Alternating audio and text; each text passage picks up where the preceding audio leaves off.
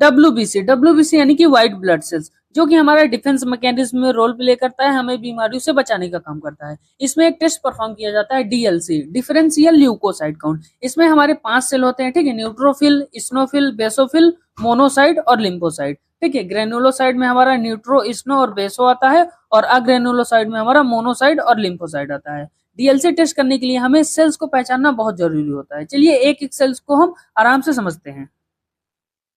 यहाँ पे सबसे पहले है हमारा न्यूट्रोफिल, इसे हम पॉलीमॉर्फ भी बोलते हैं। ठीक है, इसमें जो ग्रेन्यूल्स होते हैं हमारे फाइन ग्रेन्यूल्स होते हैं, पिंक और पर्पल दोनों कलर के।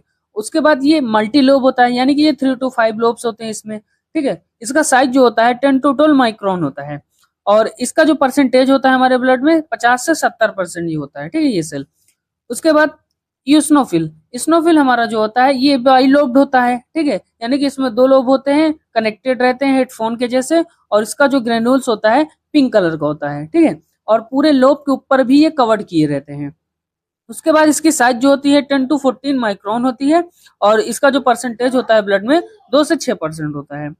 उसके बाद बेसोफिल भी बाइलोब्ड होता है। ठीक है, ये कैंसरस सेल होता है, बहुत ही हाईली इन्फेक्शन में या फिर कैंसर में ये इंक्रीज करता है। इसके जो ग्रेनुल्स होते हैं कोर्स ग्रेनुल्स होते हैं, यानी कि ये बड़े बड़े ग्रेनुल्स होते हैं। ठीक है, और इसका जो साइज होता है 8 से 10 माइक्रोन होता है, और इसका जो नॉर्मल रेंज होता है 0 से 1% होता है। उसके बाद अग्रेनुलोसाइड में देखेंगे हमारा मोनोसाइट।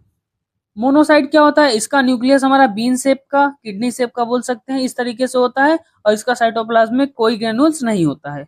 इसकी साइज जो होती है 14 से 18 माइक्रोन होती है, ये सबसे बड़ी सेल होती है, और इसका जो रेंज होता है 2 से 8% होता है।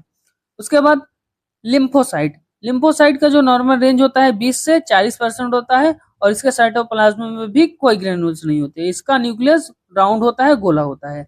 ठीक है, अलग अलग इन्फेक्शन, अलग अलग कंडीशंस में ये सेल्स इंक्रीज डिक्रीज होती हैं, जैसे कि न्यूट्रोफिल मोस्टली बैक्टीरियल इन्फेक्शन में, स्नोफिल पैरासिटिक इन्फेक्शन में, बेसोफिल हमारा जैसे कि हाईली इन्फेक्शन रहता है, ठीक है, एलर्जिक रहता है हाईली, या फिर कैंसर में उस कंडीशन में इंक्रीज करता है। मेरा आपसे क्वेश्चन है, मोनोसाइट और लिम्फोसाइट कौन से कंडीशन में इंक्रीज डिक्रीज करता है?